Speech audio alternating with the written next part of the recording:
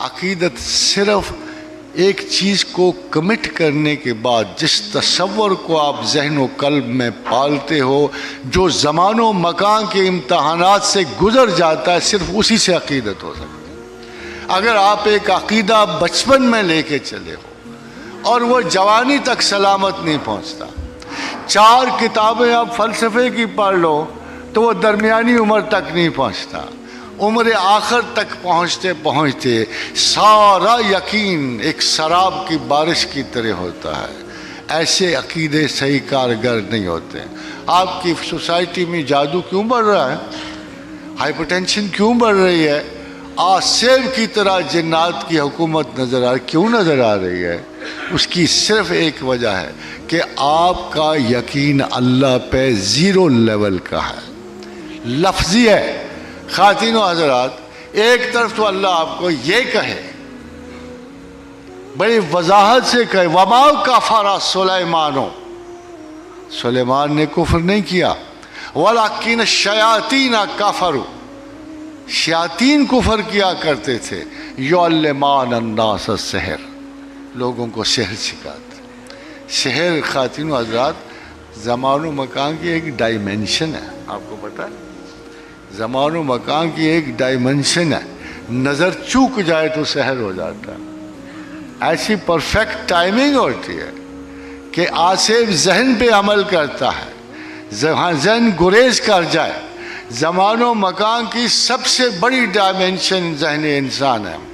یہ خوبصورتیاں پڑی رہتی، یہ برف پوش چوٹیاں اسی طرح رہتی، یہ سبززار اسی طرح رہتے، یہ حسن و صوت کے کرشمے اسی طرح بیکار چلے جاتے اگر آپ نہ ہوتے، اگر آپ کا ذہن نہ ہوتا، اگر آگاہی نہ ہوتی، اگر شعور نہ ہوتی، اگر حسن کو دیکھنے والی آنکھ نہ ہوتی۔ وہ لیلا سے ایک بادشاہ نے پوچھا نا کہ یہ کیا صورت حال ہے بھائی، کچھ سمجھاؤ تو صحیح، تو سیاہ کالی شب دیجور کی طرح، نہ تیرا رنگ نہ روپ، یہ کیا مجنوں کا شور ہے، آخر کس بات پہ؟ تو گفت لیلا را خلیفہ کان تو ہی، وہ تو ہے وہ لیلا جس کے بڑے افسانے ہیں۔ کس تو مجنوں شد پریشان و غوی، کیا تیری وجہ سے مجنوں پریشان اور دیوانہ ہوا ہے؟ تو کیوں ہوا ہے؟ اس نے کہا چپ رہو بادشاہ، گفت خامش اے کہ مجنوں نیستی، بادشاہ تجھے نہیں میں نظر آؤں گا، تو مجنوں نہیں ہے۔ اسی لیے بڑے مشہور محاورے ہیں کہ the beauty lies in the eyes of beholder۔ اس کائنات میں اگر کوئی حسن ہے، کوئی چاشنی ہے، کوئی زندگی ہے، کوئی خوبصورتی ہے تو آپ کی آنکھ کی وجہ سے ہے، آپ کے ذہن کی وجہ سے ہے۔ اللہ نے آپ کو پڑھنے والا بنایا ہے، وہ آپ کو اعزاز علم دینا چاہتا تھا۔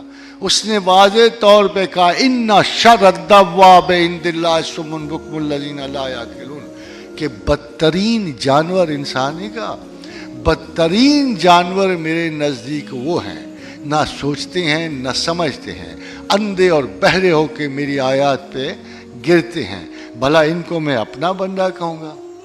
اور یہی نہیں کہا، اس نے درجات رمضان کے روزوں پہ نہیں رکھے، تلاوت قرآن پہ نہیں رکھے، اور یہ نہیں کہا کہ تہجد گزار ہیں، ان کے اپنے صلے ہیں، مگر جب درجات کی بات کی تو کہا کہ نرفع درجات من نشاء، جس کے چاہتا ہوں درجے بلند کرتا ہوں، وفوق کل ذی علم علیم، اور ہر علم والے کے اوپر ایک علم والا ہے۔ وہ آپ کا کیا خیال ہے کہ ان جاہل صورتوں کو اپنا بندہ سمجھے گا؟ اس کی گریسز انلمیٹڈ ہیں۔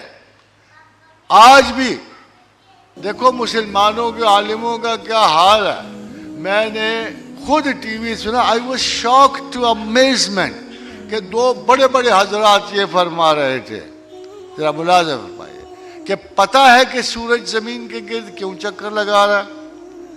سامنے 5000 طالب علم جدید سائنسز کا بیٹھا ہوا تھا، پگڑیاں بندھی ہوئی ہیں، عقیدتیں آسمان پہ ہیں، محبتیں بکھری ہوئی ہیں، اور پوچھا جا رہا ہے پتہ ہے کہ کیوں سورج زمین کے گرد چکر لگاتا ہے؟ کوئی ایک بچہ نہیں اٹھا یہ کہنے کے کہ حضرت اعلیٰ کہیں آپ کا علم ناقص تو نہیں ہے؟ کہ آپ جاہل تو نہیں ہو، سورج تو نہیں زمین کے گرد چکر لگاتا، چکر تو زمین سورج کے گرد لگاتی ہے، مگر ایک